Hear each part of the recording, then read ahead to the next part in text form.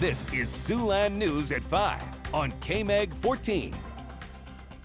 Heavy rain and severe weather have been the order of the day. You are looking at video of a funnel cloud right outside of Orange City near Alton. This video was taken shortly after 2 o'clock this afternoon. This is one of several funnels and a couple of tornadoes that were spotted in Sioux and Lyon counties. Thanks for joining us. I'm Diana Castillo. And I'm Larry Wentz. We have got team coverage of the weather to start with tonight. And we begin with Siouxland's Chief Meteorologist Chad Sandwell with the latest information on the storms. Chad? Well, we still have some storms out there, but you look off to the northeast. This is out at Lake Okoboji, where you can see some towering cumulus off in the distance. Those storms moving out pretty quickly. You take a look, still under the influence of a tornado watch that goes until 7 o'clock tonight for pretty much all of northwest Iowa and extreme eastern Nebraska. Still looking at some showers and storms basically from Sibley down just to the southwest of Spencer towards Storm Lake, up and down I-29. Maybe a little bit of a break because we do have a couple of showers there over eastern Nebraska. Now, again, a few tornadoes today. We had one near Alton at 2:10, Matlock just after 2:42, and then as we head into Nebraska, Wisner, also an isolated tornado. That was just after 3:30 this afternoon. Of course, we're going to continue to watch these storms as we work our way into the early evening. Looks like things will start to taper off as we lose some of the heating of the day. We'll talk all about your forecast in detail for the rest of the night and Thursday coming up in just a few minutes. All right, thanks, Chad. We have complete first look weather team coverage of today's severe storms. Meteorologists Lynette Grant and Kat Taylor are both out in the field. We'll start with Lynette, who's tracking storms to the southeast of Sioux City. Lynette, what's the latest from where you are? Well, Larry and Diana, I'm reporting live in Mapleton right now, where, as you see behind me, there's not really much going on right now here in Mapleton, though on the way down here, that was a different story. As we were driving on the interstate, we saw plenty of heavy rain. It was really hard to drive at some points, drove through standing water. Once we got off the interstate and onto Highway 141, that's when we started to see more ominous-looking clouds out there, even potentially seeing a wall cloud of our own as we were driving down to Mapleton. Once we got into Mapleton, that's when we started to see another thunderstorm bring some heavy rain, even some pea-sized hail for here in Mapleton where we are now. As I mentioned, here in Mapleton, we're not seeing much of anything. I'm actually going to step out of the shot a little bit. To the east, we see dark clouds, a few more darker clouds just to the north and northeast.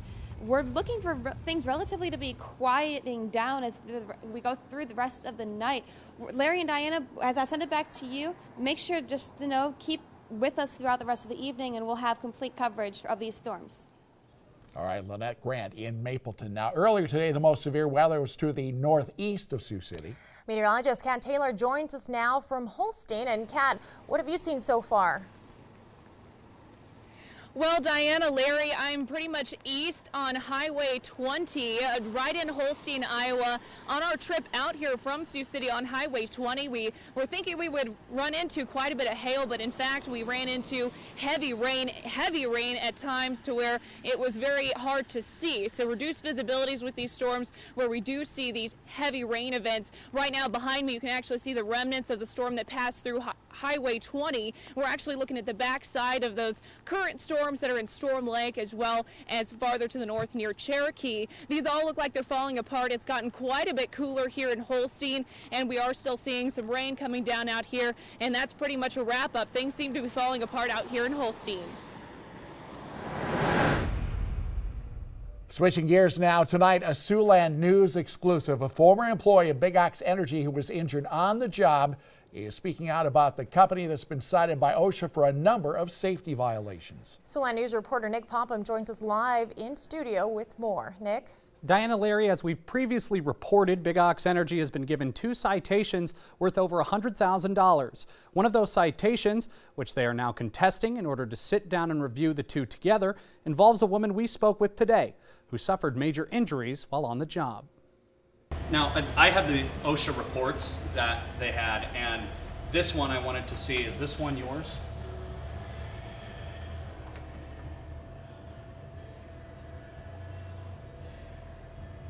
Yep.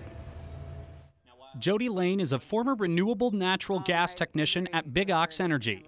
We've been reporting on Big Ox for months now after South Sioux City residents blamed the energy company for the smell of hydrogen sulfide that got into some of the homes. Most recently, we reported on OSHA finding the company over $100,000 for 2 separate workplace citations. One of those citations involves an incident with Lane, who we sat down with in her family-owned bar to speak about what took place that morning. It was 4:30 in the morning on December 4th. My brother had came in with a tanker. They were taking materials out of that and putting it into a truck. When the truck is full, we turn off the hose, shut down the pump, and then we blow air into the hose to get the rest of what's in the hose into the tanker. Lane says she and her coworkers had asked multiple times for a blow-off valve that would relieve some of the pressure that was inside the hose. And I went over to unlatch it, and I've done it 100 times. Went over to unlatch it, it blew off of there and hit me in the face, threw me back about 4 foot. The hose broke her nose, cheekbone, and eye socket, as well as chipped over a dozen teeth. There was a hole completely through my cheekbone into my nose, and then my tooth went through my lip as well. She says while in the hospital, she got a call from Big Ox's corporate office asking if she was going to sue the company. They didn't ask me if I was okay.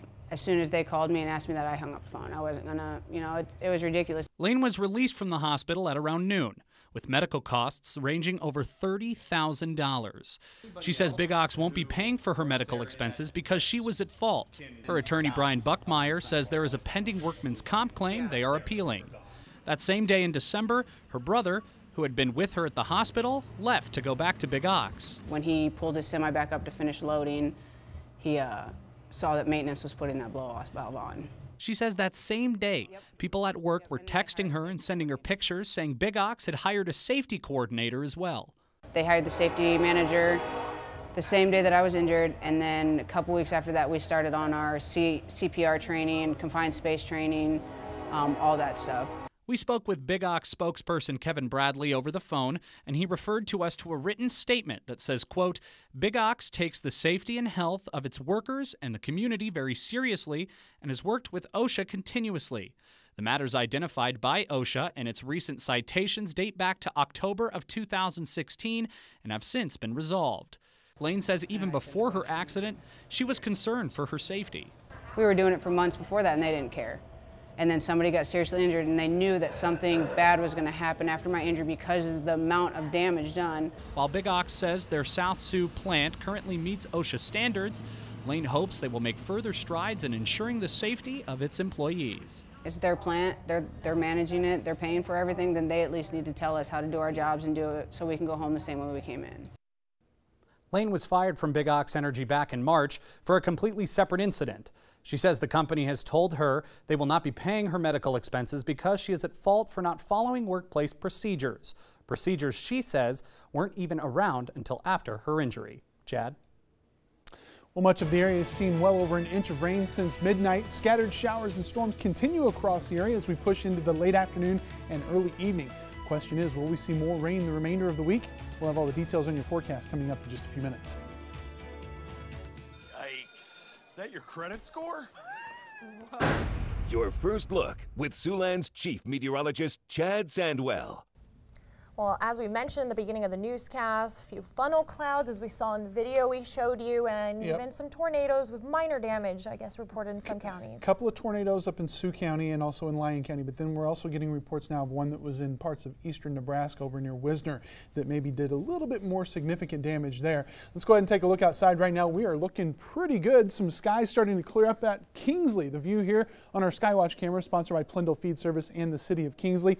Let's go ahead and take a look at temperatures right now in Sioux City, where it is 62 degrees, and at the top of the hour, still reporting light rain over at the airport. This is a view from downtown Sioux City, where we are at least looking at some skies starting to clear out just a bit, maybe even seeing a touch of sunshine before the afternoon is over. Still looking at rain, though, back from Viborg to Yankton down towards Hardington, some just widely scattered showers there. Couple thunderstorms still off to the east from Sibley down towards Spencer and Storm Lake. They had a couple of funnel clouds in southern portions of Buena Vista County, also to the east of there, working your way over towards Fort Dodge. We still have a tornado watch in effect until 7 o'clock this evening, so about another hour and 45 minutes. All of northwest Iowa and a few counties here in eastern Nebraska. As the whole system kind of pushes off to the east, that watch will become pretty much over by the evening as things are really going to become quiet. Not going to have the late nights that we've had the last couple of nights. Big area of low pressure. You can see it spinning here over the last 6 hours. As that area of low pressure approached Sioux City, we saw the warm front kind of creeping north. And that's what kicked off those thunderstorms and those funnel clouds and tornadoes across Sioux and Lyon County. Those are pushing off to the east, and what we're seeing now is the wraparound rain that's starting to wrap around the backside of the system. Going to be quiet tonight and most of the day Thursday, but as we head towards Friday, that may not be the case. So we head to tonight where the rains certainly start to die off a little bit, looking at the northerly winds. As we head through tomorrow morning, we'll start seeing those winds out of the north, but then Thursday afternoon, those winds become a little bit more northeasterly. That's going to keep our temperatures in check. As a matter of fact, only looking for highs in the 60s tomorrow. And then by Friday morning, here comes another round of rain with northeasterly winds. And that rain is going to be around most of the day, and we are going to see another inch to inch and a half possibly before it's all said and done. You can see here as we work our way through Friday, that rain really starting to stack up across the area. 1.3 in Sioux City, close to 2 inches at Vermilion, and 1.25 inches for the folks in Yankton. So our forecast tonight calls for those showers and thunderstorms to hang around for a little while longer, but overall coming to an end. 53 the overnight low with those northwest winds at 15 to 25 miles an hour. Tomorrow we'll look for mostly cloudy skies, temperatures on the cooler side.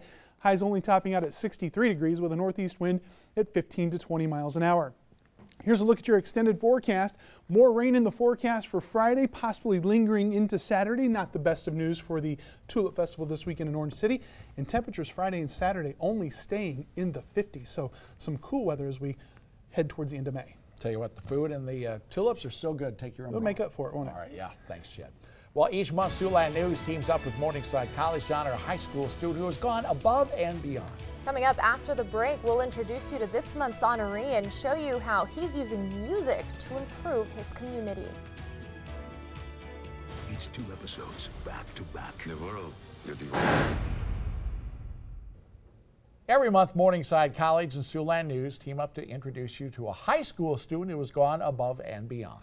Tonight, Lynette Grant introduces us to a student who shares his time and talents with people throughout his community.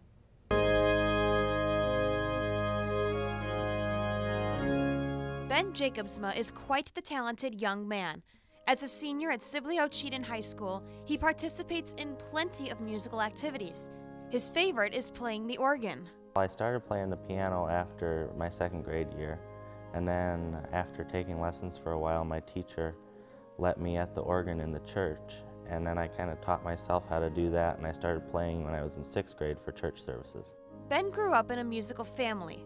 Both of his parents are music teachers. But it isn't just his church he shares his talents with.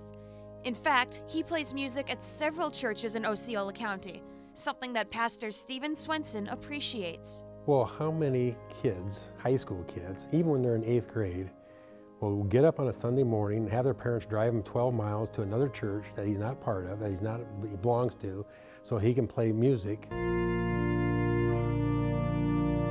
It's a spotlight that Ben is willing to share. In the past few years, he has even performed piano and organ duets with other musicians in town. I mean, it's just a natural talent with Ben, and he loves to share it. That's the best thing about it, is he loves to share his talent. He's so willing. It's a way to help people, and I like to help people. And I like to just be able to have somebody that needs me, and I'll gladly go if they need me. In Sibley, Iowa, Lynette Grant, Siouxland News. In addition to his musical talents, Ben also spends time playing cards with folks at the local nursing home and even treating them to music as well. He plans to attend Dordt College next year, where he will pursue music education. And if you'd like to nominate a student for Above and Beyond, please go to our website at SiouxlandNews.com. And we'll have a final check on this afternoon's severe weather in Siouxland from the entire First Look weather team coming up after the break. Above and Beyond is sponsored by Morningside College.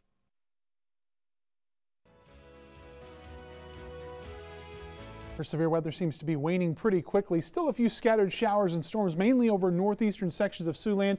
East of Sibley, Spencer seeing some storms right now, and also just to the north of Storm Lake. Back to the west, a few isolated showers, but the trend is for all of that to dissipate as we head through the next few hours. Tornado watch still in effect for a good chunk of northwest Iowa and eastern Nebraska. That goes until 7 o'clock this evening. And as we take a look at our forecast, those storms will be coming to an end tonight. Our overnight low dips down to about 53 degrees. The winds start to pick up out of the northwest at 15 to 25 miles an hour. And then for tomorrow, we're going to be looking pretty good. Look at that high temperature, 63 degrees, below average for this time of year, but we're going to keep plenty of cloud cover in place. Look for those cool northeast winds at about 15 to 20 miles an hour. And then, of course, over the next 7 days, here it comes. We're going to be looking at some more rain in the forecast for Friday and probably Saturday as well. That'll keep our temperatures in the 50s. But then as we close out the weekend, things get a little bit better, and we'll be looking for temperatures in the upper 60s to lower 70s early next week. All right, thanks, Chad. Now for our final check of the weather. South of Sioux City, we rejoin meteorologist Lynette Grant from Mapleton. Lynette.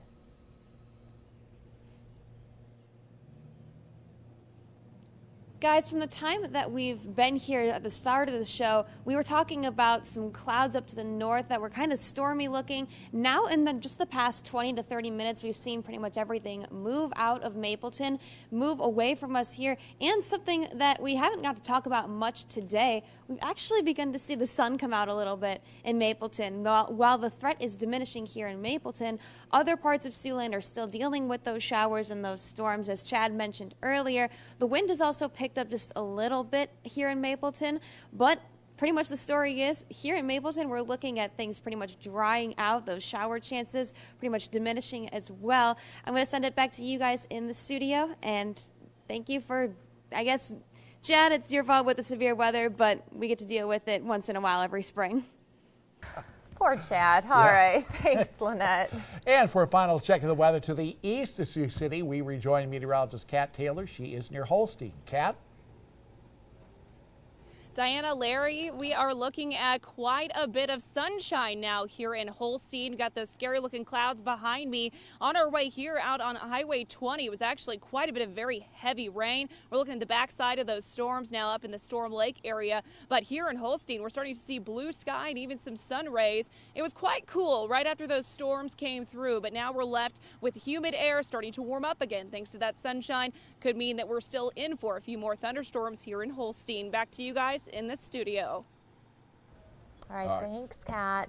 And we're going to take a look at a funnel video that was sent to us. It was taken this afternoon around 2 o'clock, and it was near Orange City. And just look at that. And that's one of many that were reported throughout Siouxland today. Thanks to Miranda Joy Schwartz for this video. And again, the touchdown, as far as we know, not much damage from that, but just a good reminder, this is the time of the year that funnel clouds and tornadoes can strike, so make sure that you have a plan in place. And again, you know, hopefully the weather will break up for the Tulip Festival, which starts tomorrow in Orange City. Chad says tomorrow probably weather-wise one of the better days, but you might want to take an umbrella and a light jacket. He hopefully, if things hold up weather-wise tomorrow, he will be up there tomorrow doing live weather and there for the big parade. Yes, and the parade, and Nick Popham will be out there as well, along with Katie Koppel and of course Chad. He'll be live with weather from Orange City from the Tulip Festival. So you guys at the bakery, get ready. We're coming.